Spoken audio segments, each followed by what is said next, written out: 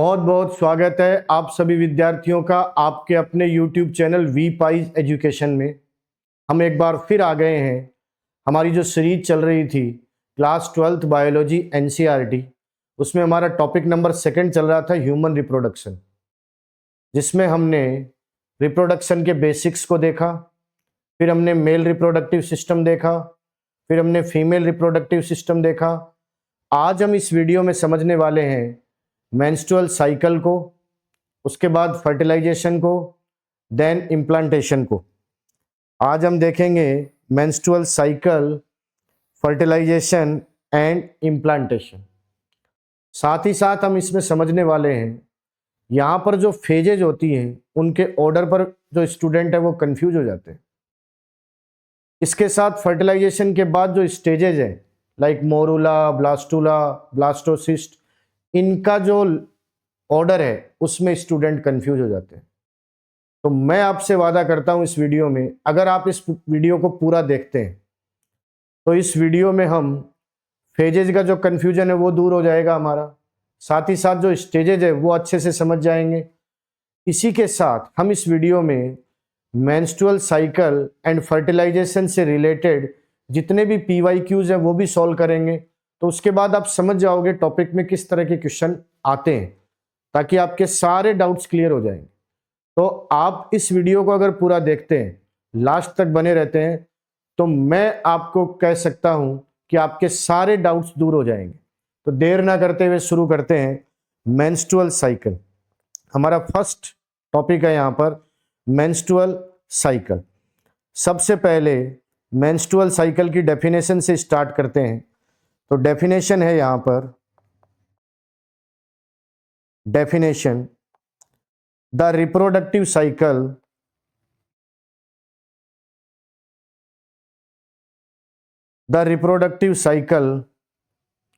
in female primates,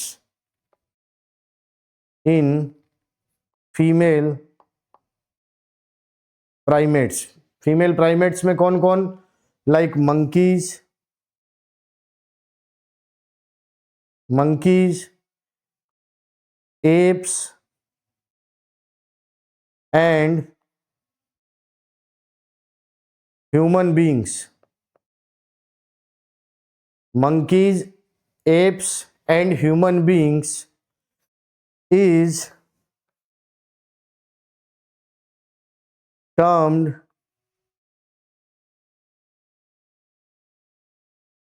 the menstrual cycle। तो definition हुई, the reproductive cycle in female primates is known as या is term the menstrual cycle. और female primates में कौन कौन, like monkeys हो गए, एप्स हो गए, ह्यूमन बींग्स हो गए। तो ये है मेंस्ट्रुअल साइकिल की डेफिनेशन। अब देखो यहाँ पर दो टर्म आती है, एक आता है मेनार्के और एक आता है मीनोपोज। उनको समझेंगे हम। सबसे पहले मेनार्के, जिसे हिंदी में कहा जाता है रजोदर्शन। रजोदर्शन, मेनार्के यानी रजोदर्शन। मेंस्ट्रुअल साइकिल जो स्टार्ट होता है वो, it means in short the first menstruation is known as menarche। कब स्टार्ट होता है, तो begins at puberty पे स्टार्ट होता है। देन अगली टर्म आती है मीनोपोज, जिसे हिंदी में कहा जाता है रजोनिवृत्ति।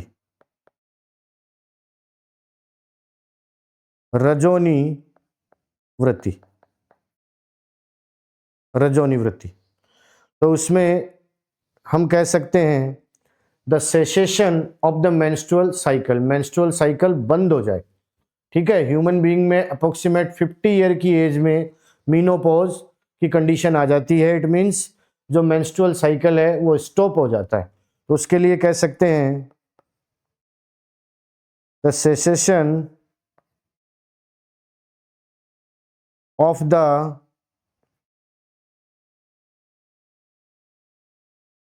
Menstrual cycle. कब होगा? तो अकरिंग अराउंड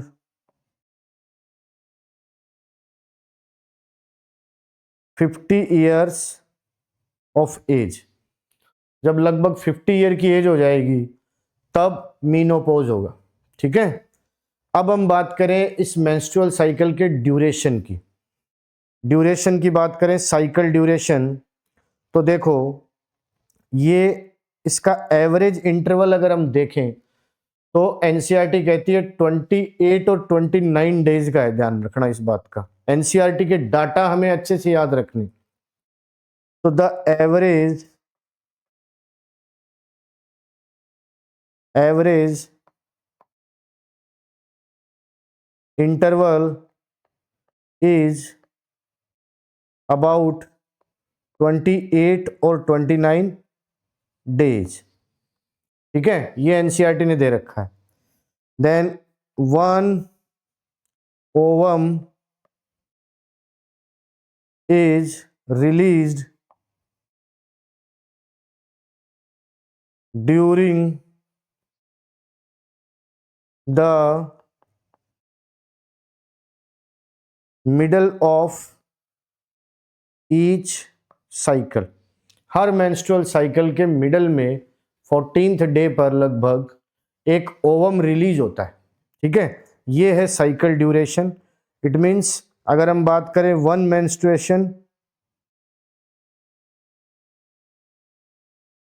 मेंस्ट्रुएशन से नेक्स्ट मेंस्ट्रुएशन की बात करें, नेक्स्ट मेंस्ट्रुएशन की, तो 28 और 29 डेज का गैप होता है। एक मेंस्ट्रुअल साइकिल से नेक्स्ट मेंस्ट्रुअल साइकिल में एनसीईआरटी कह रही है लगभग 28 और 29 डेज का गैप होता है। अब हम बात करें फेजेज ऑफ द साइकिल, जहां बहुत से स्टूडेंट को कंफ्यूजन हो जाता है। मेंस्ट्रुअल साइकिल की फेजेज की अगर हम बात करें तो आपको एक ट्रिक याद रखनी है, मैन फील ओनली लव। ठीक है, मैन फील ओनली लव, इससे आपको याद रखना है। मैन एम से menstrual phase,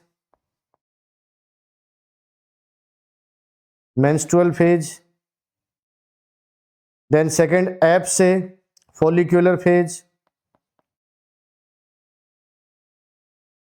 then third O से ओव्यूलेटरी फेज,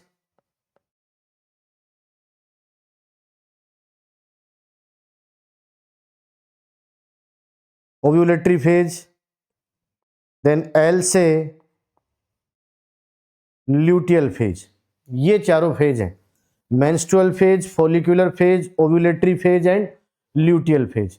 ध्यान रखना इन फेजेज को। अब हम देखें डायग्राम, जो एनसीईआरटी ने डायग्राम के जरिए मेंस्ट्रुअल साइकिल को समझा रखा है, वो पूरा का पूरा डायग्राम है। ये इधर फेजेस दे रखी हैं। ठीक है, इधर हार्मोन की एक्टिविटी है, लाइक ये एफएसएच एंड एलएच हार्मोन की एक्टिविटी दे रखी है, ये एस्ट्रोजन एंड प्रोजेस्टेरोन हार्मोन की एक्टिविटी दे रखी है। ठीक है, ये एक्टिविटियां यहां पर हार्मोन की दे रखी है। अब अगर हम यहां पर देखें, तो हम देखेंगे ये एफएसएच है, ठीक है, रेड कलर की लाइन, ये एलएच है, ब्लू कलर की लाइन। एफएसएच का लेवल यहां से स्टार्ट होता है। ठीक है, ये मेंसेज की कंडीशन है, यहां से स्टार्ट होता है और फिर अप, यहाँ ओव्यूलेशन के टाइम पीक पर होता है और फिर धीरे धीरे लो, फिर थोड़ा थोड़ा ऊपर की तरफ जाता है। ठीक है, यहाँ दोनों हार्मोन एस्ट्रोजन एंड प्रोजेस्टेरोन दे रखे हैं। ब्लू कलर में एस्ट्रोजन दे रखा है, तो एस्ट्रोजन एक यहाँ ओव्यूलेशन के समय, ओव्यूलेशन से थोड़ा पहले पीक पर जाता है, एक यहाँ पर भी इसका लेवल अप होता है। प्रोजेस्टेरोन की बात करें तो ये एक बार ही इसका लेवल अप होता है। यहाँ पर हमें जो यूटेराइन की लेयर है एंडोमेट्रियम, उसका लेवल दे रखा है। एंडोमेट्रियम इस तरह घटेगी और फिर बढ़ेगी। यहाँ पर देखो हाईएस्ट एंडोमेट्रियम का लेवल, ये पूरा का पूरा डायग्राम के जरिए हमको समझा रखा है। अब हम सारी जो फेजेज हैं उनको डिटेल से समझेंगे। फर्स्ट फेज आती है हमारी menstrual phase. First phase is menstrual phase, जिसे हिंदी में कहा जाता है आर्तव प्रावस्था। ठीक है, फेज फर्स्ट मेंस्ट्रुअल फेज। सबसे पहली बात, characterised by, important point, characterised by, special character क्या है, क्या विशेषता है इसकी? Characterised by menstrual flow. Menstrual flow मतलब इस फेज में मेंस्ट्रुअल फ्लो होगा, ध्यान रखना। ठीक है, समझ में आई बात? मेंस्ट्रुअल फ्लो चलेगा कितना? Approximate 3 to 5 days. 3 to 5 days का मेंस्ट्रुअल फ्लो होता है, ध्यान रखना। ठीक है, समझ में आई बात?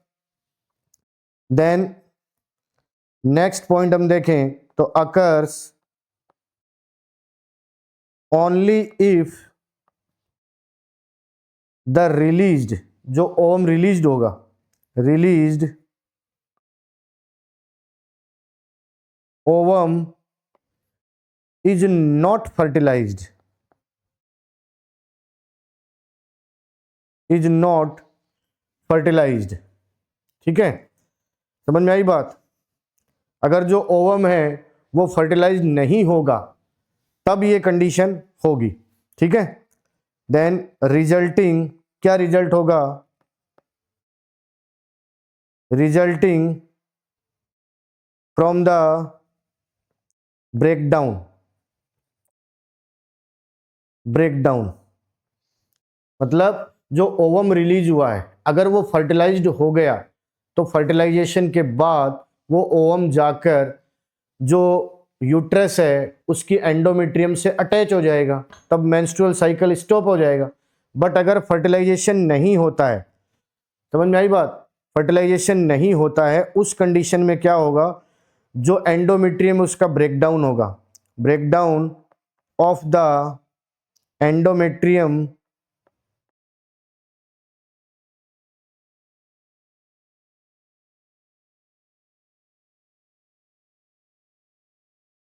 lining and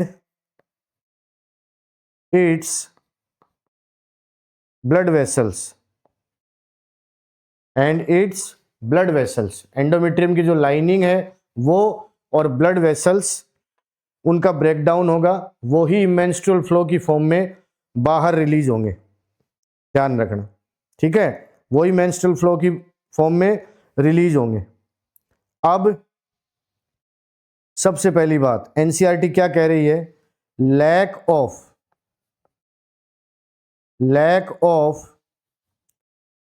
menstruation, lack of menstruation is a primary indicator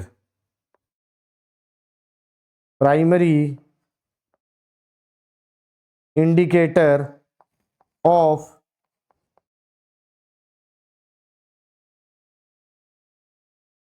pregnancy. मतलब अगर मेंस्ट्रुअल साइकिल नहीं आया, मेंस्ट्रुएशन नहीं है, उसकी एब्सेंट है, इसका मतलब वो प्रेगनेंसी का प्राइमरी इंडिकेटर है। बट ध्यान देना, यहाँ पर हर समय मेंस्ट्रुअल साइकिल नहीं आया इसका मतलब प्रेगनेंसी ही नहीं है। स्ट्रेस भी इसका रीजन हो सकता है, पुअर हेल्थ भी इसका रीजन हो सकता है। तो एनसीईआरटी क्लियर कह रही है, but through stress and poor health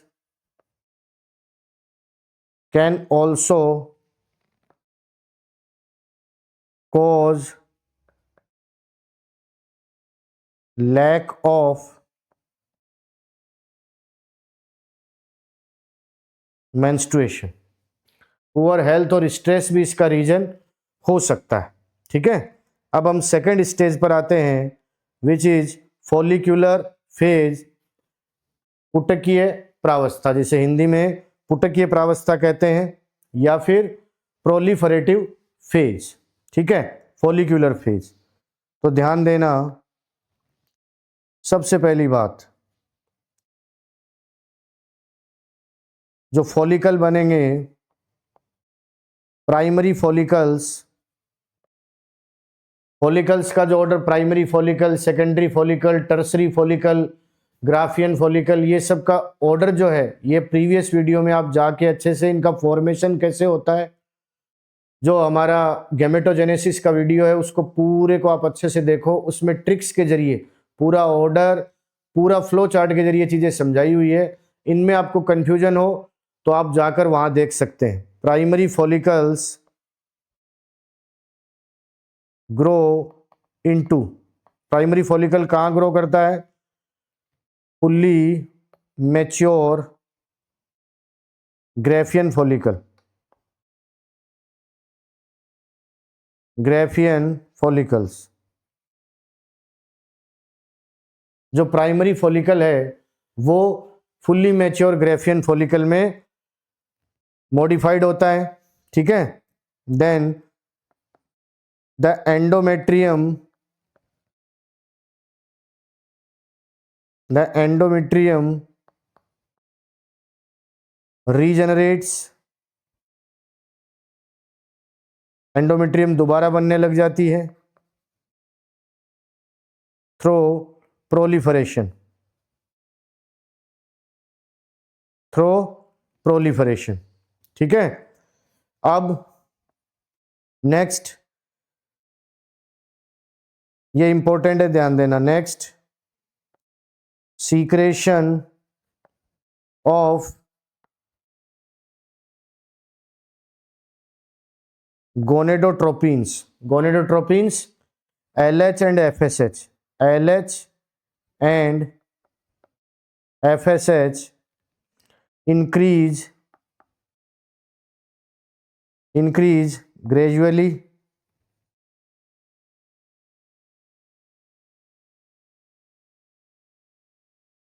stimulating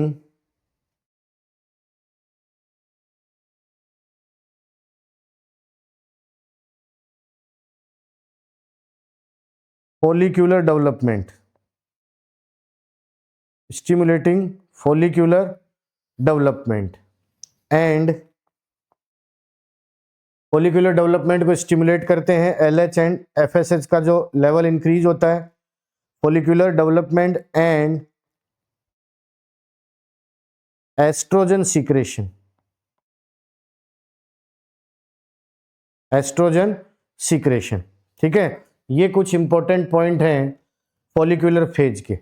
अब नेक्स्ट पर हम आते हैं ओव्यूलेटरी फेज, जहां पर ओवम रिलीज होगा, ओव्यूलेटरी फेज। सबसे पहली बात, एनसीईआरटी ने क्लियर मेंशन कर रखा है डे 14, ठीक है। अंडोत्सर्ग प्रावस्था लगभग 14th डे पर। यहां क्या इंपॉर्टेंट है? LH and FSH, luteinizing hormone and follicle stimulating hormone reach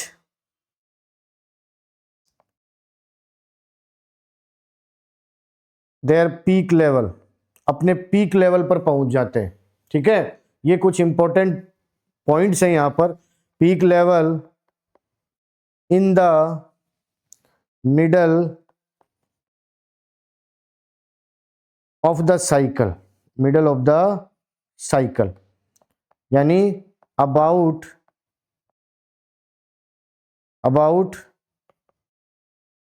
14th day, लगभग 14th डे पर ये पीक पर पहुंच जाता है। अब एनसीईआरटी यहां पर मेंशन करती है रैपिड सीक्रेशन, ध्यान देना, ये एक डेफिनेशन है। Rapid secretion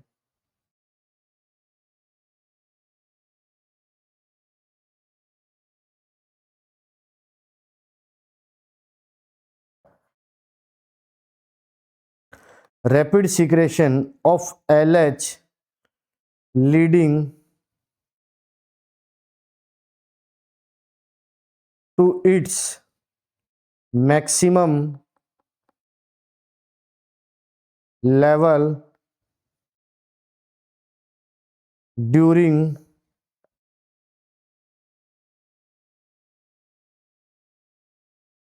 the mid cycle, during the mid cycle, उसको क्या कहेंगे? Called LH सर्ज, उसको LH सर्ज कहा जाएगा।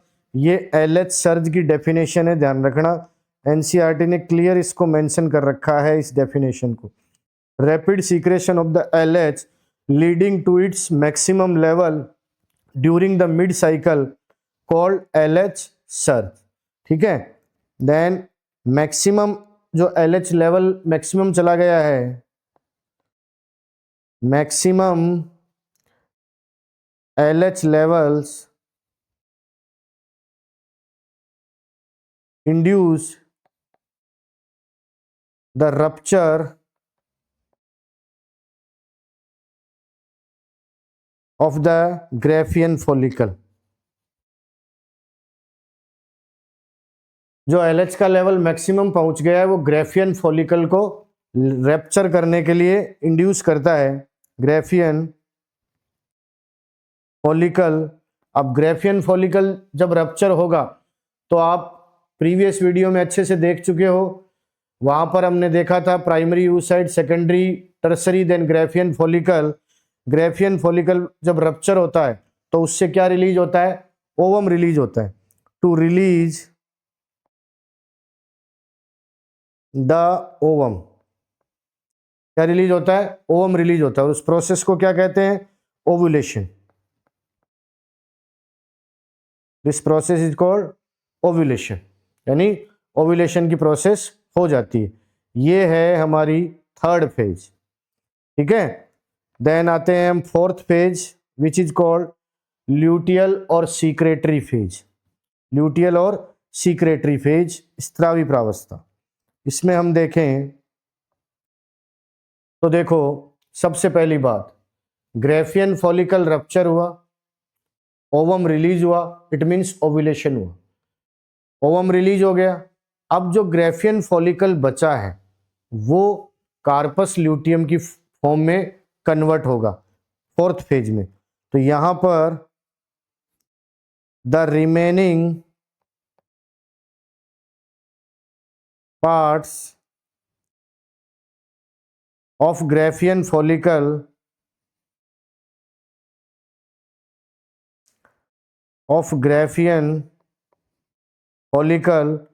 transform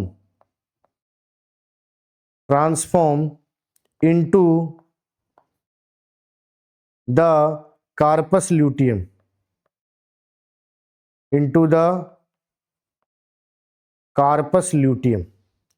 कार्पस ल्यूटियम जिसे हिंदी में पित्तपिंड कहा जाता है। समझ में आई बात? तो ग्रेफियन फॉलिकल का जो बचा हुआ भाग है, रिमेनिंग पार्ट है, वो कार्पस ल्यूटियम में ट्रांसफॉर्म होता है या कार्पस ल्यूटियम में रूपांतरित हो जाता है। ठीक है, समझ में आई बात? कार्पस ल्यूटियम बड़ा इंपॉर्टेंट है। क्यों? द कार्पस ल्यूटियम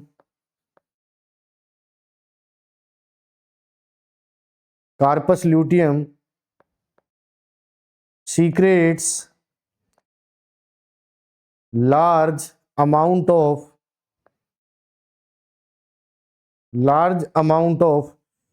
progesterone,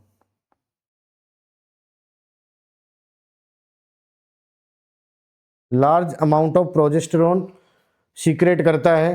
ठीक है, और प्रोजेस्टेरोन का function which is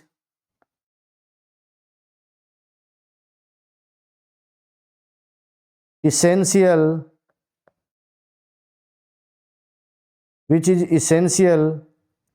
for maintaining the endometrium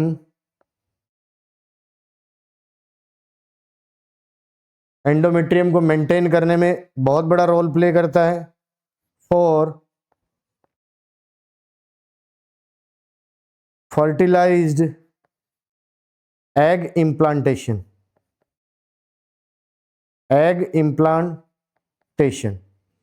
ठीक है। एंडोमेट्रियम का क्या रोल है? एंडोमेट्रियम अगर प्रॉपर है तो फर्टिलाइज्ड एग जो है वो यूट्रस से अटैच हो जाएगा, क्योंकि वो एंडोमेट्रियम से अटैच होता है। तो कार्पस ल्यूटियम क्या करता है? कार्पस ल्यूटियम लार्ज अमाउंट में प्रोजेस्टेरोन रिलीज करता है, प्रोजेस्टेरोन हार्मोन रिलीज करता है। वो किस लिए? Which is essential for maintaining, वो किस लिए जरूरी है? किसको मेंटेन रखता है? एंडोमेट्रियम को मेंटेन रखने के लिए। और एंडोमेट्रियम फर्टिलाइज एग के इम्प्लांटेशन में मेन रोल प्ले करती है। ठीक है, समझ में आई बात? अब इन द एब्सेंस ऑफ, ध्यान देना, ये भी इंपॉर्टेंट पॉइंट ही कह सकते हो आप, in the absence of fertilisation, अगर फर्टिलाइजेशन नहीं हुआ है, फर्टिलाइजेशन, द कार्पस ल्यूटियम, अगर फर्टिलाइजेशन नहीं हुआ है तो क्या होगा? The corpus luteum degenerates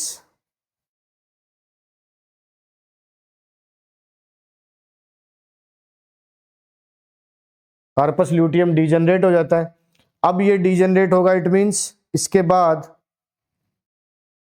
leading to endometrium degenerates, endometrium disintegration,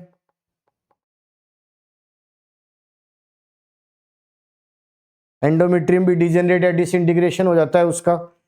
ठीक है, और एंडोमेट्रियम का डिसइंटीग्रेशन हो गया है, इट मींस नया मेंस्ट्रुअल साइकिल स्टार्ट होगा and a new menstruation,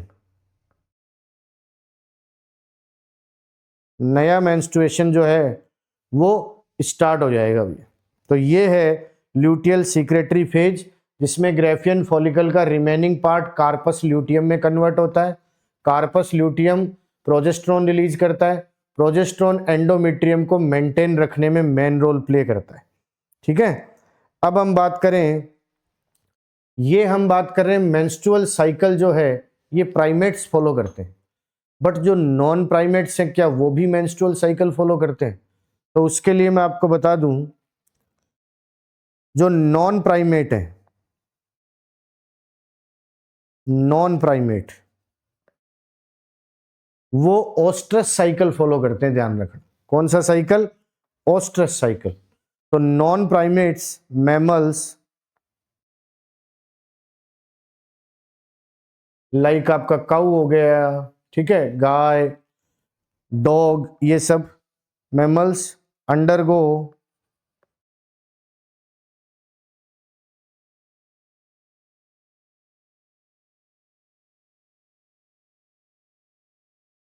cyclic changes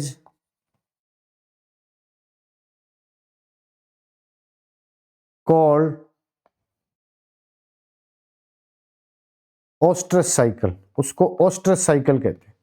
ठीक है, समझ में आई बात? ओस्ट्रस साइकिल बोलते हैं उसे, ओस्ट्रस साइकिल, जिसे एक नेम और है एस्ट्रस साइकिल भी बोल देते हैं, ये भी इसी का टर्म है, estrus cycle, oestrus cycle, estrus cycle. ठीक है, अगर मैं इसकी डेफिनेशन की बात करूं, हालांकि एनसीईआरटी ने नहीं दे रखी है डेफिनेशन, बट फिर भी मैं आपको बता दूं, this is the reproductive cycle, this is the reproductive cycle in most female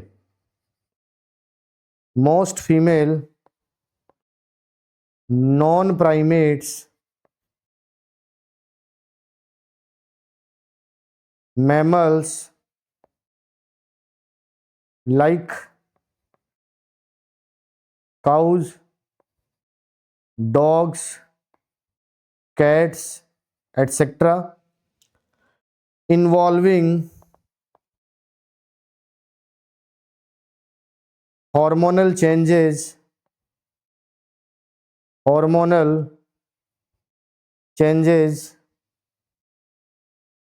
that prepare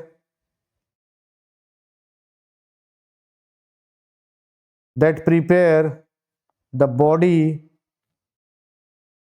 for pregnancy, that prepare the body for pregnancy. ये है ओस्ट्रस साइकिल। समझ में आई बात? ओस्ट्रस का मीनिंग अगर हम देखना चाहें तो ओस्ट्रस मीन्स हीट से लिया गया है वर्ड, ठीक है, समझ में आई बात, ये हीट से लिया गया, ठीक है। ये है ऑस्ट्रस साइकिल जो कि नॉन प्राइमेट्स फॉलो करते हैं, नॉन प्राइमेट मेमल फॉलो करते हैं। अब यहां पर हमने देखा कार्पस ल्यूटियम के बारे में हमने पढ़ा था, तो एक इंपॉर्टेंट पॉइंट में यहीं पर आपको कॉर्पस ल्यूटियम के बारे में इंपॉर्टेंट पॉइंट मैं आपको बता दूं, ये अपने आप में एक टेम्परेरी एंडोक्राइन स्ट्रक्चर की तरह बिहेव करता है, कॉर्पस ल्यूटियम जो है। तो इसके लिए कह सकते हैं acts as a temporary endocrine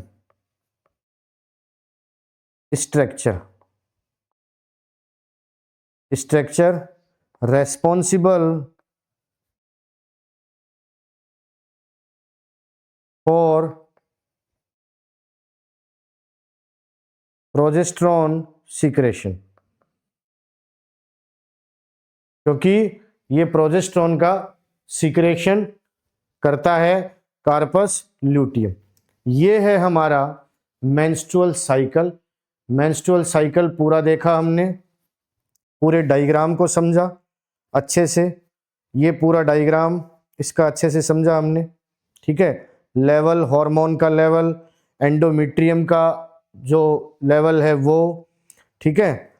हमने इसके फेजेस देखे, मेंस्ट्रुअल फेज देखा फर्स्ट, देन हमने फॉलिकुलर फेज देखा, देन ओव्यूलेटरी फेज देखा, देन हमने ल्यूटियल फेज देखा फोर्थ, ठीक है।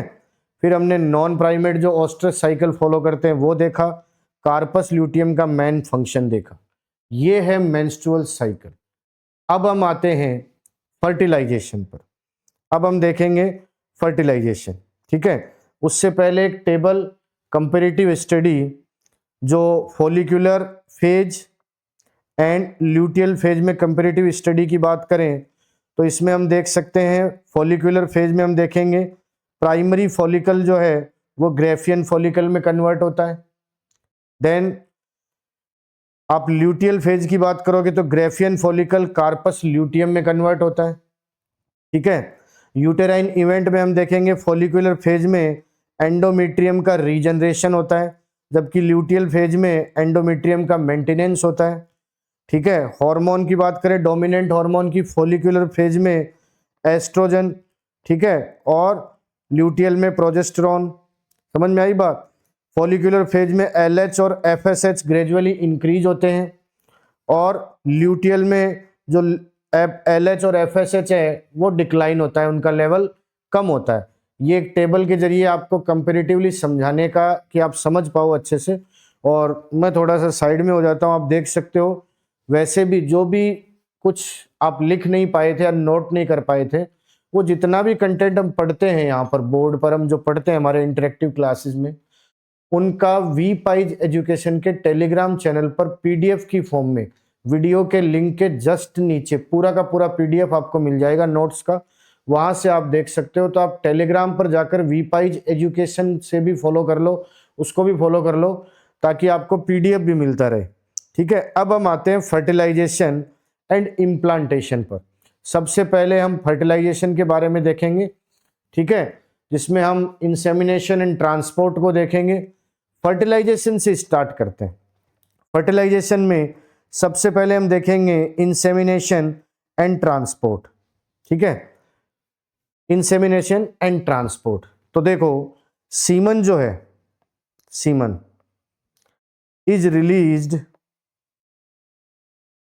Released into the vagina. Vagina में रिलीज होता है सीमन, वेजाइना, एंड सीमन से जो मोटाइल स्पर्म है वो मूव करेंगे और वेजाइना से कहाँ पहुंचेंगे, आप देखो, and motile sperms swim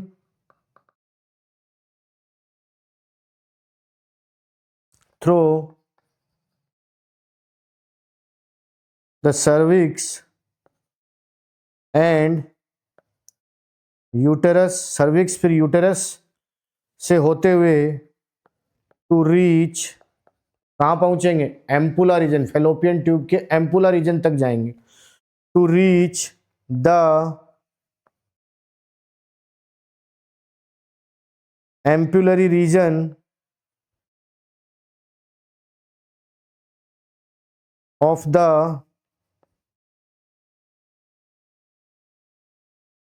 fallopian tube, fallopian tube के एम्पुलरी रीजन तक जाएंगे, समझे। अब यहां पर एनसीईआरटी एक पॉइंट और कहती है, स्पर्म जो है, ध्यान देना, अगर हम डायग्राम में समझें, ये डायग्राम जो हेंड्रोन डायग्राम है, इनसे हमने जो इस टॉपिक की स्टार्टिंग थी वहां पर इनको अच्छे से हमने समझा था। ये जो स्पर्म है, स्पर्म, ये स्पर्म वेजाइना, वेजाइना से सर्वाइकल कैनाल, फिर सर्विक्स, सर्विक्स से यूट्रस, यहां से होते हुए यहां एम्पुलरी रीजन यहां पहुंचेंगे, ठीक है। बट एनसीईआरटी कहती है कि यहां पर साथ साथ जो ओवम है वो भी साथ साथ यहां पर पहुंचना चाहिए, तभी फर्टिलाइजेशन होगा। अगर ओवम भी साथ साथ यहां पहुंचेगा तभी फर्टिलाइजेशन होगा, मतलब एग एंड स्पर्म दोनों एम्पुलरी रीजन पर पहुंचेंगे अगर साथ, तभी फर्टिलाइजेशन होगा।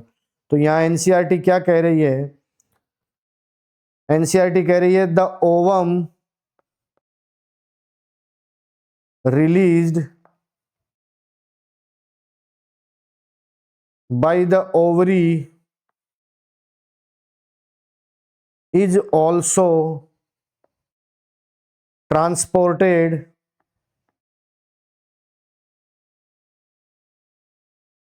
to the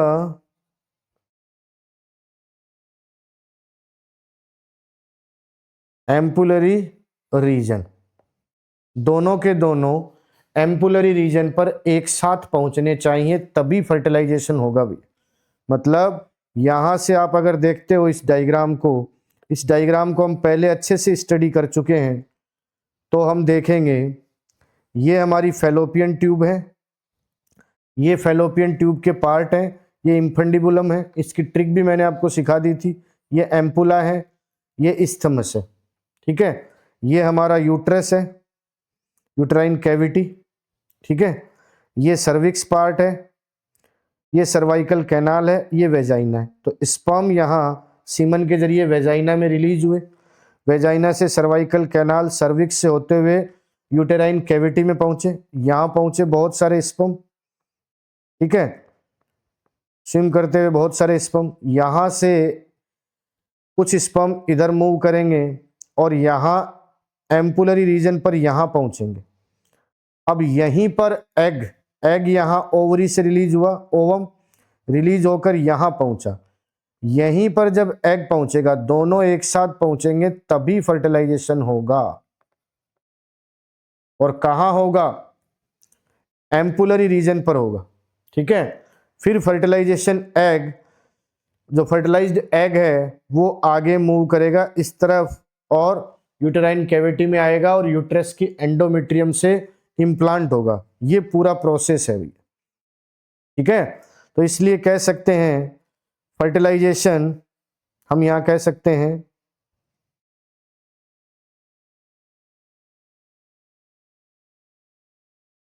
fertilisation occurs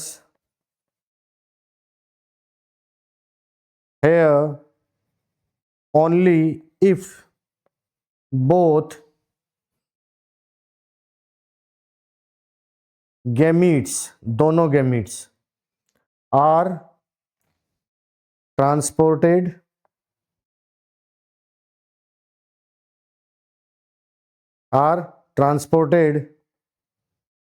simultaneously,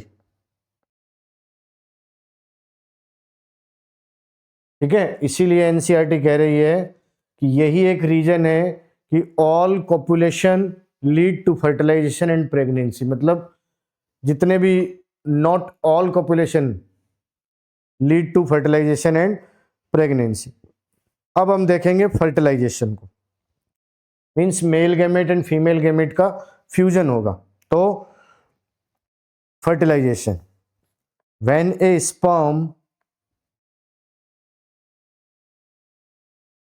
contacts the zona pellucida, zona pellucida layer of the ovum, ovum के ऊपर की लेयर है जोना पेल्यूसिडा, ठीक है, उसके कांटेक्ट में आएगा स्पर्म, स्पर्म उसके कांटेक्ट में आएगा, ठीक है। It induces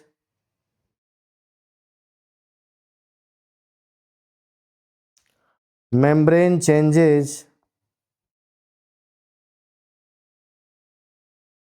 that block the entry, ये बहुत बड़ा मैकेनिज्म है, मतलब एक स्पर्म ओवम के जोना पेल्यूसिडा लेयर के कांटेक्ट में आएगा तो जोना पेल्यूसिडा लेयर का जो कॉम्बिनेशन उसको चेंज कर देगा ताकि दूसरा स्पर्म उसके कांटेक्ट में ना आ सके। इट मीन्स ये पॉलीस्पर्मी को रोकने का एक तरीका है। तो block the entry of additional sperms, it means blocking polyspermy, polyspermy को ब्लॉक करते हैं। यहां पर ये देखो, ये एनसीईआरटी का डायग्राम है, इस तरह से ये स्पर्म आया, ये स्पर्म है, ये स्पर्म आकर कांटेक्ट में आते हैं, ठीक है। ये पूरा ओवम है, ये इसके पूरे लेयर हैं, पूरे लेयर का जो ऑर्डर है वो भी मैं आपको पूरा समझा दूंगा, ठीक है। इसके कांटेक्ट में आते हैं जैसे कोरोना रेडिएटा, जोना पेल्यूसिडा, ठीक है। फिर वाइटेलाइन लेयर या वाइटेलाइन मेम्ब्रेन या ऊलेमा, इन सब के कांटेक्ट में, मतलब सबसे पहले जो जोना पेल्यूसिडा सेकेंड लेयर है उसके कांटेक्ट में जब स्पर्म आता है तो उसके कॉम्बिनेशन को चेंज कर देता है। जोना पेल्यूसिडा का कॉम्बिनेशन चेंज हो जाता है, जिससे एक स्पर्म के फर्टिलाइजेशन के बाद दूसरा स्पर्म उस एग के साथ या उस ओवम के साथ अटैच नहीं हो पाता है, ठीक है। अब जब ये स्पर्म अटैच हो जाता है तो स्पर्म का जो एक्रोसोम पार्ट है, स्पर्म की स्ट्रक्चर भी हम गेमेटोजेनेसिस में देख चुके हैं, स्पर्मेटोजेनेसिस में स्पर्म की स्ट्रक्चर को हम इन डिटेल स्टडी कर चुके हैं। तो उसके एक्रोसोम में जो एक्रोसोमल एंजाइम्स होते हैं वो एक्ट करते हैं यहाँ पर, ठीक है। यानी अब हम देखें तो acrosomal enzymes help the sperm penetrate the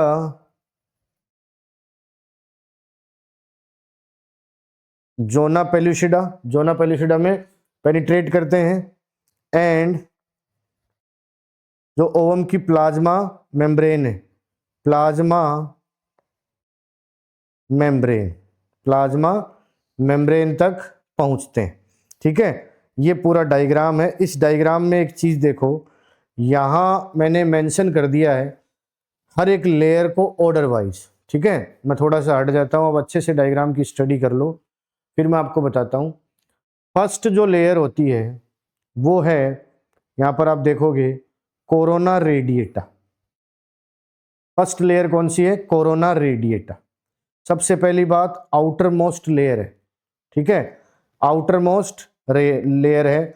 और इस कोरोना रेडिएटा की ये सेल्स हैं, ठीक है। यहां पर इन सेल्स की बहुत सी लेयर होती है, मेंशन कर रखा है, सेवरल लेयर्स ऑफ फॉलिक्यूलर या ग्रेनुलेसा सेल। फॉलिक्यूलर या ग्रेनुलेसा सेल की बहुत सी लेयर होती है। इनका फंक्शन क्या है? फंक्शनिंग भी यहाँ पर मेंशन है, nourishment and protection of the egg. ये एग को नरिश करती है और उसका प्रोटेक्शन करती है। फर्स्ट लेयर है हमारी corona radiata. Then second layer आती है जोना पेल्यूसिडा। सेकेंड लेयर कौन सी आती है? जोना पेल्यूसिडा, ठीक है। मिडल लेयर है, ठीक है, किससे बनी है? ग्लाइकोप्रोटीन से बनी है, और पॉलीस्पर्मी को प्रिवेंट करती है, इसका मेन फंक्शन है। ये पॉलीस्पर्मी को प्रिवेंट करती है, पॉलीस्पर्मी को रोकती है। एक से ज्यादा स्पर्म या शुक्राणु एग को फर्टिलाइज ना कर दे, इस चीज को रोकने का काम कौन करता है? जोना पेल्यूसिडा करता है, क्योंकि जोना पेल्यूसिडा का कॉम्बिनेशन एक स्पर्म के फर्टिलाइजेशन के बाद चेंज हो जाता है, तो अदर स्पर्म इसको फर्टिलाइज नहीं कर पाता। थर्ड लेयर आती है हमारी वाइटेलाइन मेम्ब्रेन, जिसको ऊलेमा भी बोला जाता है।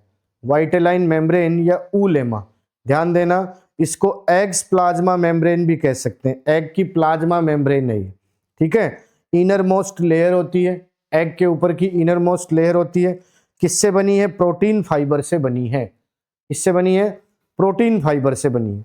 इस वाइटेलाइन मेम्ब्रेन और जोना पेल्यूसिडा के बीच में एक स्पेस होता है, ठीक है, समझ में आई बात? उसको कहते हैं पेरी वाइटेलाइन स्पेस। एनसीईआरटी ने मेंशन कर रखा है पेरी वाइटेलाइन स्पेस। ये क्या है? A narrow space between the vitelline membrane and the zona pellucida, ठीक है। वाइटेलिन मेम्ब्रेन और जोना पेल्यूसिडा के बीच का स्पेस क्या है? पेरी वाइटेलिन स्पेस है, ध्यान रखना।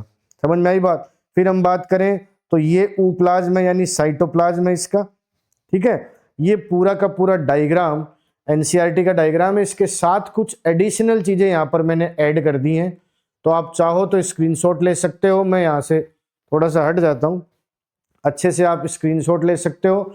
वरना मैंने आपको बताया कि वीडियो के नीचे टेलीग्राम चैनल वी पाइज एजुकेशन के टेलीग्राम चैनल को ज्वाइन कीजिए। वहाँ हर वीडियो के लिंक के नीचे आपको इसका पीडीएफ मिल जाएगा, क्लास के इंटरेक्टिव क्लास का पीडीएफ मिलेगा, जहाँ आप अच्छे से समझ सकते हो, ठीक है। अब हम आगे चलते हैं, इस पूरे डायग्राम को समझेंगे। तो एंट्री हो गई, this entry triggers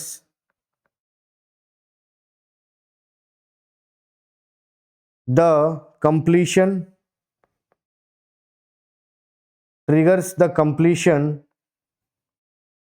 of the, ध्यान देना, बड़ा इंपॉर्टेंट पॉइंट आ रहा है,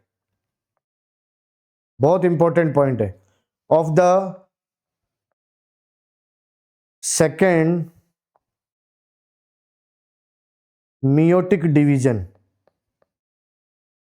सेकेंड मियोटिक डिवीजन, ध्यान देना, बड़ा इंपॉर्टेंट पॉइंट है, क्योंकि हमने जो गैमेटोजेनेसिस देखा था उसमें फीमेल गैमेटोजेनेसिस oogenesis में हमने देखा था कि वहां पर मियोसिस जो है वो मतलब स्टेप वाइज होता है। मियोसिस वहां पर हमने देखा था कि मियोसिस रुक जाता है, उसके बाद यहाँ फर्टिलाइजेशन के टाइम स्टार्ट होता है। तो सेकंड जो मियोटिक डिवीजन है वो कब स्टार्ट होगा, ध्यान देना। तो this entry triggers the completion of the second meiotic division of the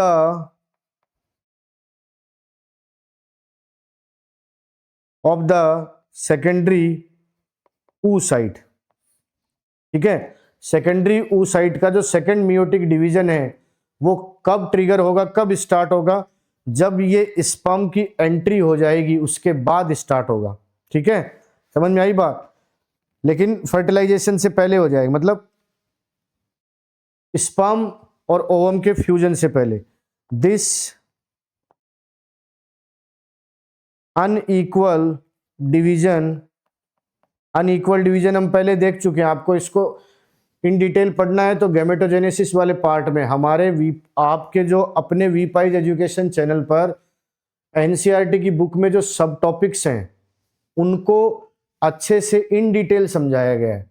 जैसे ह्यूमन रिप्रोडक्शन में हमने reproduction, then male reproductive system, next video female reproductive system, then next video gametogenesis, आज का video menstrual cycle and fertilisation पर है। तो वहां आप गैमेटोजेनेसिस में जाकर अच्छे से इसको देख सकते हो कि यहाँ पर अनइक्वल मियोसिस होते हैं, ठीक है। दिस अनइक्वल डिवीजन मतलब उसमें क्या होता है, एक छोटा पोलर बॉडी बनता है। Division produces A second polar body and A haploid ovum बन जाता है। ऊटिड भी बोल सकते हैं उसको, ठीक है, समझ में आई बात। Then the haploid nuclei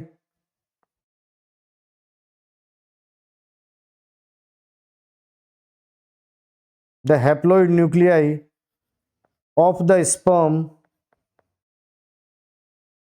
and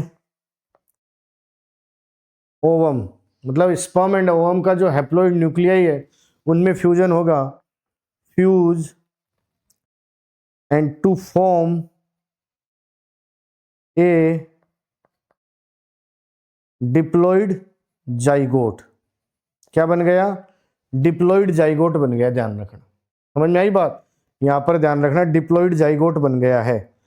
अब आप देखोगे स्पर्म की एंट्री हुई, ठीक है, ओवम में स्पर्म की एंट्री हुई, यहां पर स्पर्म की एंट्री हुई, स्पर्म की एंट्री होते ही मियोसिस कंप्लीट होगा, बट फर्टिलाइजेशन से पहले होगा, ध्यान रखना। तो यहाँ ये इंपॉर्टेंट पॉइंट है जिससे क्वेश्चन बन भी चुका है। हम इस वीडियो के एंड में जब PYQ सॉल्व करेंगे तब मैं आपको वैसे क्वेश्चन दिखाऊंगा। तो यहाँ हम स्टार लगा के लिख सकते हैं कि मियोसिस सेकेंड इज ओनली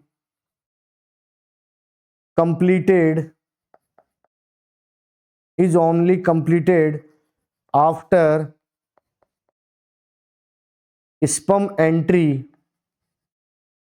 जब स्पर्म एंट्री करेगा तभी कंप्लीट होगा, बट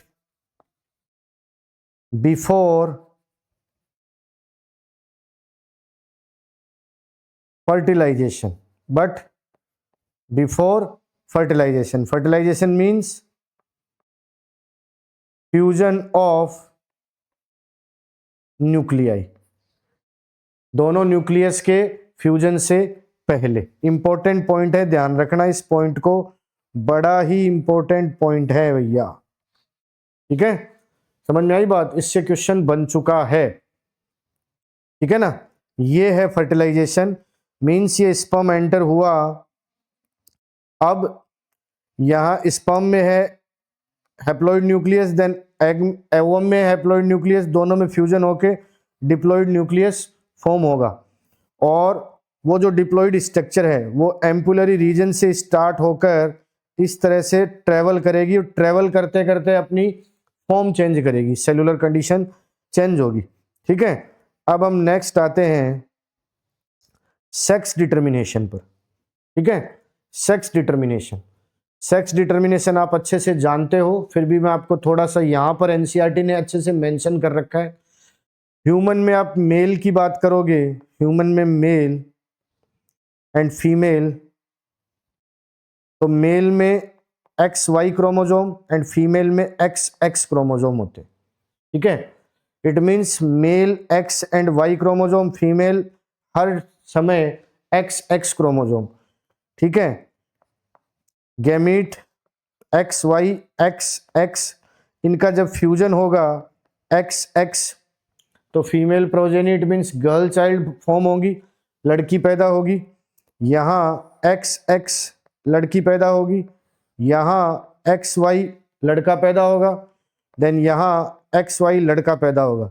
इट मीन्स जो ऑफ स्प्रिंग प्रोड्यूस हो रहा है ह्यूमन में, उसके जेंडर का जो डिटर्मिनेशन है वो मेल की वजह से डिटरमाइन होता है। मेल लड़का या लड़की पैदा करने के लिए जिम्मेदार कौन है, लड़का या लड़की, मतलब जो संतति है उसके लिंग के लिए जिम्मेदार यहाँ पर मेल है। बट NCERT मेंशन करती है बार बार, लेकिन समाज में इसकी जिम्मेदारी या दोषारोपण किसको दिया जाता है? फीमेल को, माता को मिलता है, ठीक है। इसलिए पूरा समझाना यहाँ पर जरूरी है। इन पॉइंट NCERT क्या कह रही है? सेक्स इज, जब फर्टिलाइजेशन होता है तभी जो प्रोजेनी उसका सेक्स डिसाइड हो जाता है। Sex is decided at fertilisation.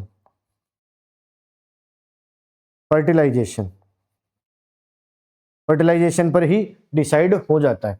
मतलब जो स्पर्म आया है उस स्पर्म में X क्रोमोजोम है, तो ओवम में तो हर समय X क्रोमोजोम रहने ही, अभी हमने देखा XX, अगर उसी ऑर्डर में मैं चलूं तो X Y and X X, तो ओवम तो हर समय, एग तो हर समय एक्स क्रोमोसोम के साथ ही रहेगा, लेकिन स्पर्म अगर एक्स क्रोमोसोम के साथ आया है तो फीमेल प्रोजेनी प्रोड्यूस होगा, अगर स्पर्म वाई क्रोमोसोम के साथ है तो मेल प्रोजेनी प्रोड्यूस होगा। लेकिन होगा कब सेक्स का डिसीजन? फर्टिलाइजेशन पर। Then females are X X and males are X Y. ठीक है, females are X X and males are X Y.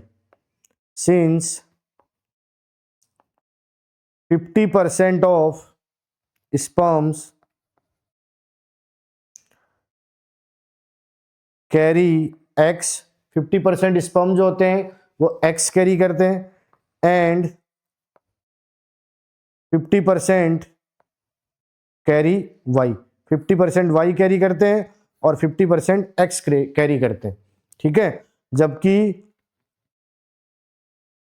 All ओवा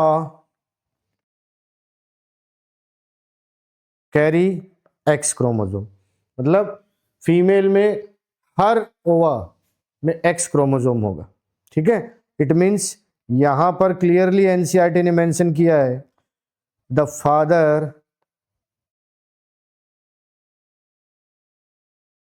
determines the sex of the baby, the father determines the sex of the baby. ठीक है, समझ में आई बात? It means ये स्पर्म है एन हैप्लॉइड, ये एग है एन, इनमें फ्यूजन हुआ और इससे एक डिप्लॉइड जाइगोट फॉर्म होगा। अब ये जो जाइगोट है, ध्यान देना, मैं डायग्राम पर वापस लेके जाऊंगा आपको। ये जो जाइगोट है, ये जाइगोट ट्रेवल करेगा यहां पर, ये जाइगोट, यहां जाइगोट फॉर्म हुआ डिप्लॉइड, ये जाइगोट ट्रेवल करेगा और ट्रेवल करते करते इस जाइगोट में माइटोटिक डिवीजन होंगे। इट मींस इसमें माइटोसिस होगा। समझ में आई बात? जिसको क्लीवेज कहा जाता है। और ये माइटोटिक डिवीजन के साथ अपनी सेलुलर कंडीशन चेंज करेगा। ठीक है, 2 cell, 4 cell, 8 cell, 16 cell, 32 cell, है ना, 2 4 8 16 32, इस तरह से कोशिकीय अवस्था बदलेगी और ये आगे ट्रेवल करते करते कहाँ आएगा? यूटेराइन कैविटी में आएगा, गर्भाशयी गुहा में पहुंचेगा। समझे आप बात को? इसको आगे हम देखें तो द जाइगोट, जो जाइगोट फॉर्म हुआ है, द जाइगोट मूव्स थ्रू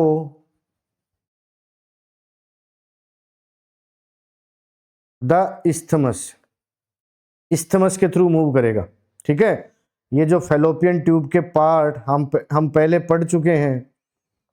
ठीक है, इस्थमस के थ्रू मूव करेगा toward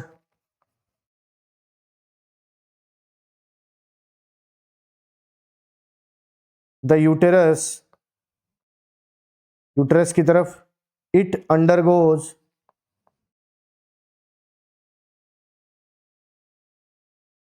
mitotic divisions, mitotic divisions. ठीक है, इन माइटोटिक डिवीजन को बोलेंगे कॉल्ड क्लीवेज। ठीक है, and form 2 4 8 and 16 daughter cells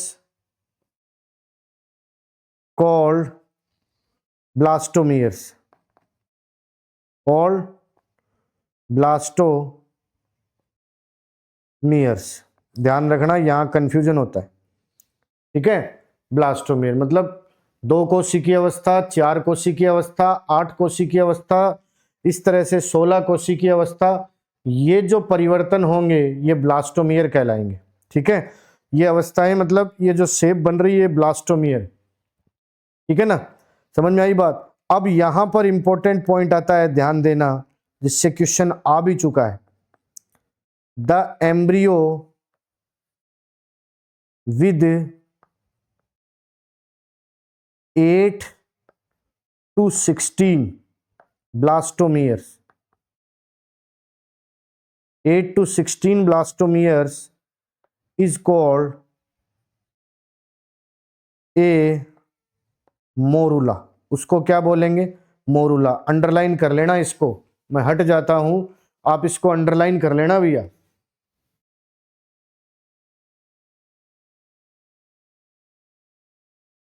मैं इसे अंडरलाइन क्यों करवा रहा हूं? जब हम PYQs करेंगे तब आप इसे अच्छे से समझोगे, ठीक है? समझ में आई बात? क्योंकि इनका जो ऑर्डर है वो बड़ा इंपॉर्टेंट है, ठीक है? इसका ऑर्डर अगर हम देखें तो उसके लिए मैं आपको एक ट्रिक बता दूं। इसके ऑर्डर के लिए याद रखना, जग्गा मेक्स ब्लास्ट ऑन आइसलैंड, मतलब आप याद रखना, जग्गा makes blast on Iceland.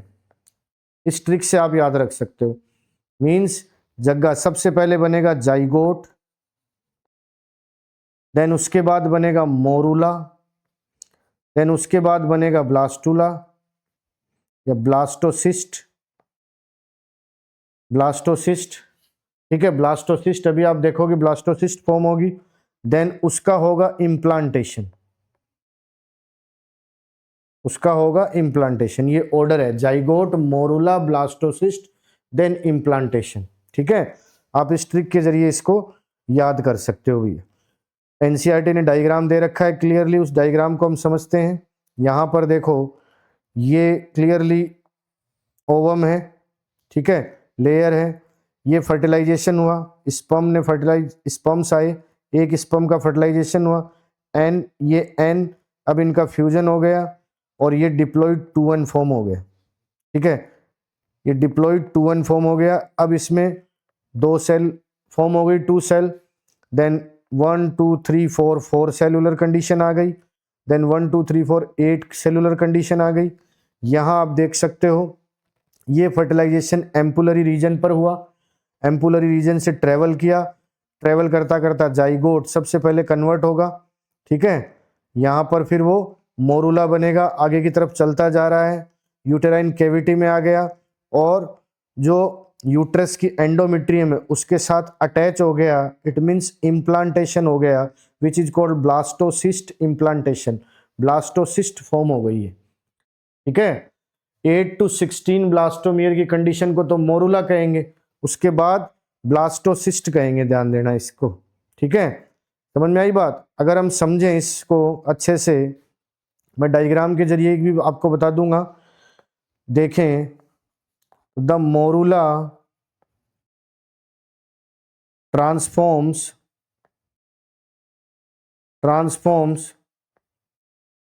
Into A blastocyst, ठीक है? समझ में आई बात? मतलब ब्लास्टोमियर की हम बात करें,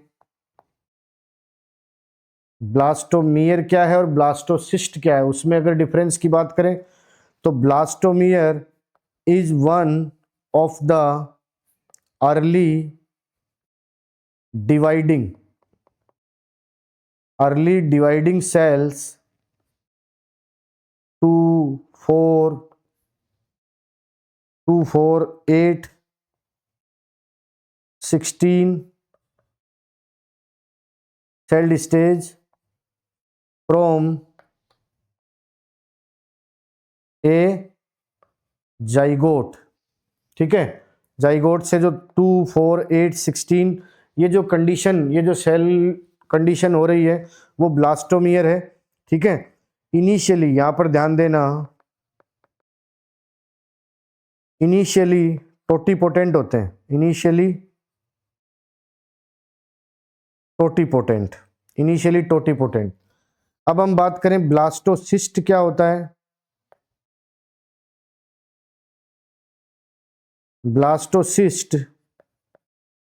ब्लास्टोसिस्ट की हम बात करें तो is a hollow ball of cells formed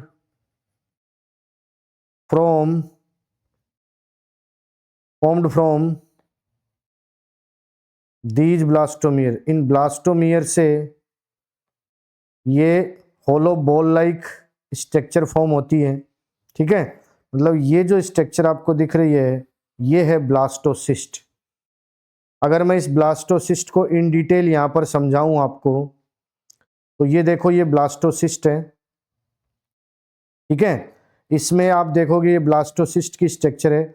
इसमें आप देखोगे ये ट्रोफोडर्म या ट्रोफेक्टोडर्म है। समझ में आई बात? ये ट्रोफेक्टोडर्म है, ये पार्ट ट्रोफेक्टोडर्म का है, ये वाला पार्ट ट्रोफेक्टोडर्म है, और ये इनर सेल मास है। ये जो सेल आपको दिख रही है ये इनर सेल मास है। समझे आप बात को? ठीक है, ये ट्रोफेक्टोडर्म या ट्रोफोडर्म है जो कि फ्यूचर में प्लेसेंटा में कन्वर्ट होगी, और ये इनर सेल मास है। ठीक है, इनर सेल मास जो है वो फ्यूचर में एम्ब्रियो में कन्वर्ट होगी। ठीक है, समझ में आई बात? ये फ्यूचर में एम्ब्रियो में कन्वर्ट होगी। अब देखें ये जो सेल है ब्लास्टोसिस्ट में, blastocyst cells arrange into an outer trophoblast and an inner cell mass। Inner cell mass. ठीक है, अब ट्रोफोब्लास्ट के फंक्शन की अगर हम बात करें, ट्रोफोब्लास्ट का जो मेन फंक्शन है, trophoblast attach to the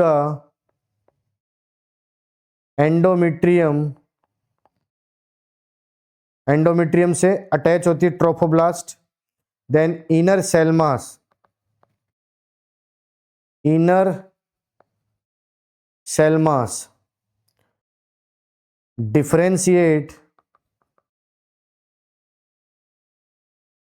differentiates into the embryo।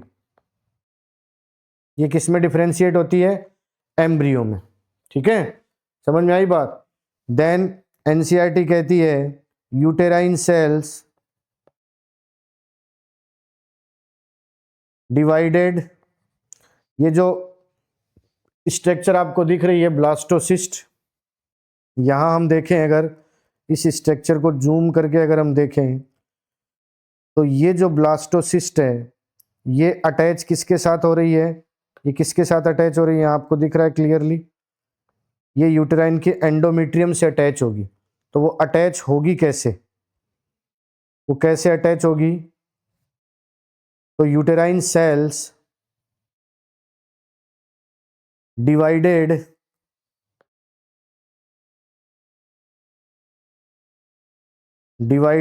And cover the blastocyst. Blastocyst को कवर कर लेती है और उससे then embedding it in the uterine wall में एम्बेडेड हो जाता है। इस प्रोसेस को this is called implantation. This is called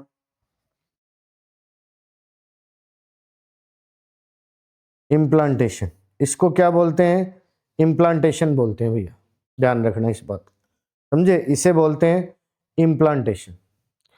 एक टर्म और आती है, देखो, स्पर्म जब वेजाइना से आगे ट्रेवल करते हैं और फैलोपियन ट्यूब में पहुंचते हैं तब अपनी कैपेसिटी को इंप्रूव करते हैं। ठीक है, उसके लिए एक टर्म आती है विच इज कॉल्ड कैपेसिटेशन। उसके लिए एक टर्म आती है कैपेसिटेशन, मतलब उसमें स्पर्म जो है वो फिजियोलॉजिकल और बायोकेमिकल चेंज होते हैं स्पर्म में, और वो मोर एक्टिव हो जाते हैं, ठीक है। बट ये होता कहाँ है, मोर एक्टिव क्यों होते हैं, ताकि स्पर्म मूव करके एग को फर्टिलाइज कर सके। होता कहाँ है, फैलोपियन ट्यूब में होता है। ये प्रोसेस कहाँ होती है, फैलोपियन ट्यूब में होती है। तो अगर मैं इसको डिफाइन करना चाहूँ तो मैं यह लिख सकता हूँ, capacitation is the process where sperm undergo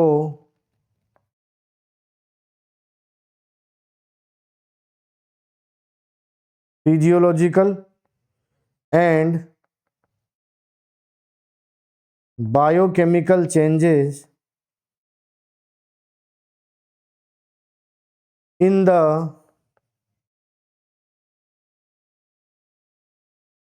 female reproductive tract. कब कहाँ होता है, फीमेल रिप्रोडक्टिव ट्रैक्ट में होता है, ठीक है।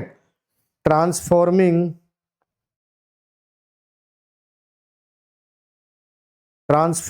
them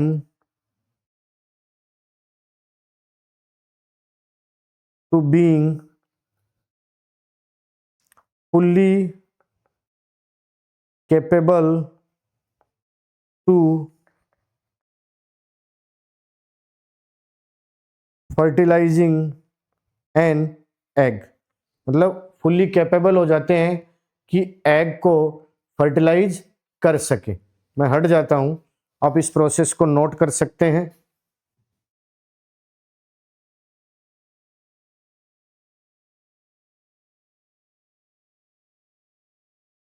या आप स्क्रीनशॉट ले सकते हैं, ठीक है। ये है पूरी प्रोसेस डायग्राम्स के साथ। जो डायग्राम एनसीईआरटी में है वो भी अच्छे से हमने स्टडी कर लिए, साथ ही साथ कुछ एक्स्ट्रा डायग्राम भी हमने स्टडी किए, ठीक है। जैसे ब्लास्टोसिस्ट का ही डायग्राम ले लो, ठीक है।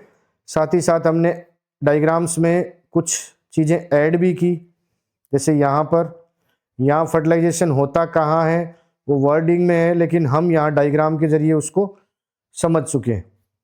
ये है फर्टिलाइजेशन एंड इम्प्लांटेशन। इम्प्लांटेशन भी हो गया, किस तरह से इम्प्लांटेशन हुआ, देन स्पर्म ने अपनी कैपेसिटी इंक्रीज करी कैपेसिटेशन के थ्रू, ठीक है। समझ में आई बात। यहाँ एक टेबल के जरिए आपको समझाने की कोशिश की गई है मोरूला एंड ब्लास्टोसिस्ट में क्या डिफरेंस है। मोरूला, ध्यान रखना, मोरूला 8 to 16 ब्लास्टोमियर की कंडीशन है। इसके बाद जब डिवाइड होता है तो ब्लास्टोसिस्ट फॉर्म होती है, ठीक है। Further divided cell, morula solid ball of cell है, सेल का सॉलिड स्ट्रक्चर है। देन ब्लास्टोसिस्ट हॉलो बॉल है, ठीक है। ब्लास्टोसिस्ट की स्ट्रक्चर अभी हम देख चुके हैं, देखो हॉलो बॉल, ये ब्लास्टोसिस्ट है, इसमें कैविटी भी है, ठीक है, जिसको ब्लास्टोमियर कहा जाता है, यहाँ पर सॉरी ब्लास्टोसील कहा जाता है। इस कैविटी को ब्लास्टोसील बोलते हैं। देन स्ट्रक्चर आपने देख ली। लोकेशन की बात करोगे तो morula isthmus of fallopian tube के इस्थमस पार्ट में आपको मिलेगा, फैलोपियन ट्यूब में, जबकि ब्लास्टोसिस्ट जो है वो यूटेराइन कैविटी में रहता है, ठीक है, क्योंकि यूटेराइन कैविटी में जाकर अटैच होता है। ये है menstrual cycle, then fertilisation, then implantation. अब इससे रिलेटेड कुछ क्वेश्चंस हैं, पीवाईक्यूज। मैंने आपको जैसा वादा किया था, पीवाईक्यूज जो प्रीवियस ईयर क्वेश्चंस हैं जो नीट में आए हुए वो हम डिस्कस करेंगे। फर्स्ट क्वेश्चन है नीट 2023 एसर्शन एंड रीजन का क्वेश्चन है। एसर्शन है endometrium is necessary for implantation of blastocyst. Reason दिया है in the absence of fertilisation the corpus luteum degenerate that causes degeneration of endometrium. यहां पर आपको क्लियर दिख रहा है एसर्शन में क्या कहा है, endometrium is necessary for implantation of blastocyst. मतलब ब्लास्टोसिस्ट का जो इम्प्लांटेशन होता है उसके लिए जो एंडोमेट्रियम है वो नेसेसरी है। समझ में आई बात, बिल्कुल सही बात है, ये ट्रू है भैया। एसर्शन, रीजन दे रहा है in the absence of fertilisation, अगर फर्टिलाइजेशन ना हो then the corpus luteum degenerate, corpus luteum degenerate हो जाता है, बिल्कुल होता है भैया। That causes disintegration of endometrium, हमने बाकायदा इन्हीं पॉइंट्स के जरिए, मैं आपको चाहो तो दिखा सकता हूं पीछे जाके, या आप पीछे जाके देख लेना आराम से, हमने जो पूरा स्टडी किया, मैं इसका हम लोग पीडीएफ भी डालते हैं, उस पर आप स्टडी कर सकते हो। यहाँ देखोगे फेजेज में हमने देखा था,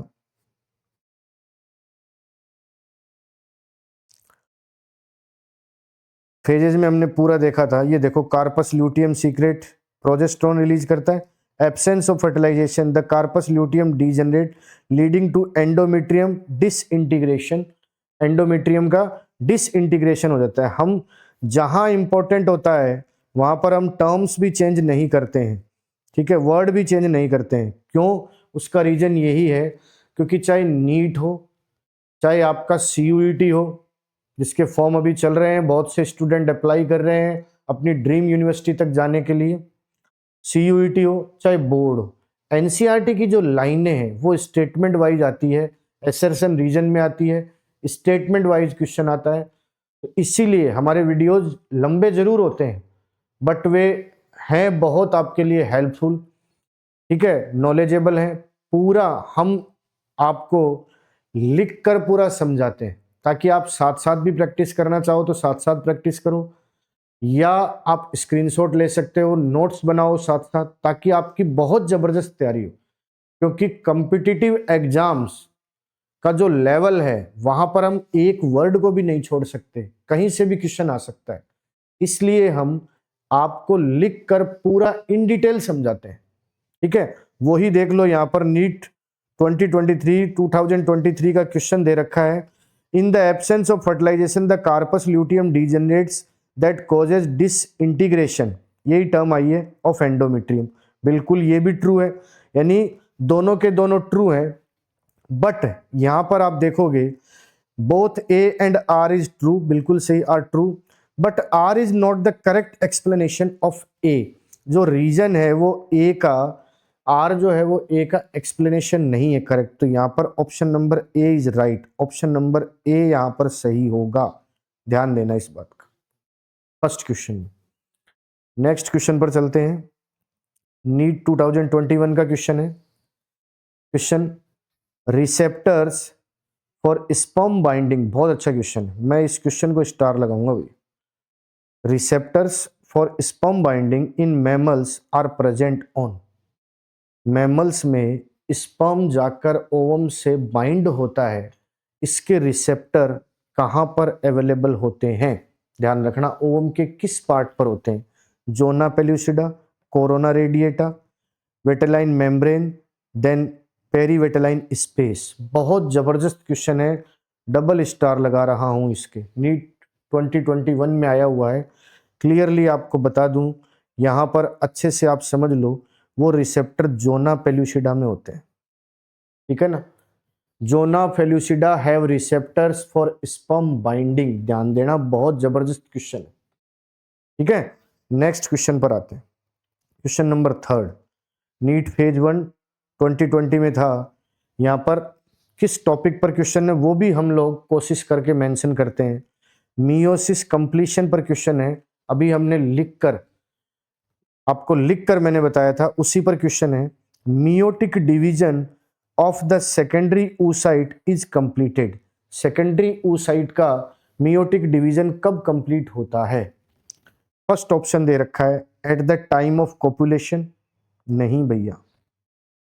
सेकंड ऑप्शन दे रखा है आफ्टर जाइगोट फॉर्मेशन, नहीं भैया। थर्ड ऑप्शन दे रखा है at the time of fusion of sperm with an ovum, बिल्कुल सही दे रखा है, बिल्कुल सही, थर्ड ऑप्शन राइट होगा यहाँ पर, option number C is right, ठीक है। At the time of fusion of a sperm with an ovum, मतलब फ्यूजन के समय ही ये कंप्लीट होता है, तो थर्ड ऑप्शन यहाँ पर सही आएगा। देख लो आप किस तरह के क्वेश्चंस आते हैं, बहुत जबरदस्त तैयारी करनी है हमें ताकि एक भी मौका हमारा छूटे ना, ध्यान रखना इस बात का। क्योंकि याद रखो, अपनी लाइफ में सबसे कीमती अगर कोई चीज है तो वो है समय। ध्यान देना, ठीक है, आपके पास समय नहीं है इतना, उस हिसाब से हमें तैयारी करनी है। इसीलिए आपकी हर तरीके से हेल्प हो, इसलिए हम डेस्क्रिप्टिव क्लास में भी PYQs भी इंक्लूड करते हैं, ताकि आप टॉपिक से किस तरह के क्वेश्चन उठ के आते हैं उनको अच्छे से समझ पाओ। ठीक है, वीपाइज एजुकेशन पर आपको स्पेशली बायोलॉजी से रिलेटेड कंटेंट मिलेगा, और वो भी पूरी तरह मिलेगा। मतलब आपने जैसे हमारी क्लास 12th NCERT बायोलॉजी की जो सीरीज जो प्लेलिस्ट है, उसमें जाकर आप देखो, जितने वीडियोस पढ़े हैं सब टॉपिक वाइज, इन डिटेल उनमें नॉलेज है, साथ ही साथ PYQs भी है, ताकि स्टूडेंट समझ पाए कि किस तरह के क्वेश्चन आते हैं। नेक्स्ट क्वेश्चन पर चलते हैं, question number 4, polar body extraction से क्वेश्चन है ये। Extraction of second polar body from egg nucleus occurs. कब होगा एक्सट्रैक्शन, मतलब ये है क्या? आप देखो, एग का जो न्यूक्लियस है, ठीक है, उसमें जो सेकेंड पोलर बॉडी है वो बाहर निकलेगा। ठीक है, तो ध्यान देना, आफ्टर फर्टिलाइजेशन नहीं, before entry of sperm into ovum नहीं, third simultaneously with first cleavage नहीं, after entry of sperm but before fertilization, ये आएगा, हम पढ़ चुके हैं। ठीक है, after entry of sperm but before fertilization. तो इसमें ऑप्शन नंबर 4 आएगा। नेक्स्ट क्वेश्चन पर चलते हैं, क्वेश्चन नंबर 5। अभी जो हमने कैपेसिटेशन की प्रोसेस देखी थी, उसके लोकेशन पर क्वेश्चन आ गया। कब आया है? नीट 2017 में आया है। कैपेसिटेशन अकर्स इन, कहाँ होता है, उसकी लोकेशन। फर्स्ट दी है रेटेटेस्टिस, नहीं, epididymis, no, vas deferens, no, female reproductive tract, बिल्कुल सही। आप पीछे आकर लाइन देख सकते हो, इसीलिए मैं बार बार आपसे कहूँगा, हम आपके लिए यूजफुल कंटेंट लाते हैं। Transforming them being fully capable to fertilise egg in the process where sperm undergo physiological and biochemical changes in the female reproductive tract. कहाँ? फीमेल रिप्रोडक्टिव ट्रैक्ट में होता है, ध्यान रखना इस बात का। तो यहाँ इस क्वेश्चन का, हमारे क्वेश्चन नंबर 5 का आंसर होगा female reproductive tract. Option number D is right for this question. Next question पर आते हैं, question number 6, NEET phase 1 2016 fertilisation का क्वेश्चन है। Fertilisation in humans is particularly feasible only if, कब? फर्स्ट, the ovum and sperm are transported simultaneously to ampullary isthmatic junction of the fallopian tube। तो यहां पर तो फर्स्ट ऑप्शन ही बिल्कुल राइट है, आगे जाने की जरूरत नहीं है। बिल्कुल, हमने देखा एम्पुलर रीजन पर जब ओवम एंड स्पर्म, एग और स्पर्म दोनों एम्पुलरी रीजन पर जब मिलेंगे तभी फर्टिलाइजेशन होगा। ये है नीट के कुछ क्वेश्चन जो इस टॉपिक से आए हुए हैं। फिर कुछ क्वेश्चन हम देखें नीट की पैटर्न पर ही। Question number 7 NEET pattern question, statement based question है। स्टेटमेंट दिया है, capacitation occurs in the male reproductive tract. ठीक है, then capacitation increase the fertilizing capacity of sperm, second statement.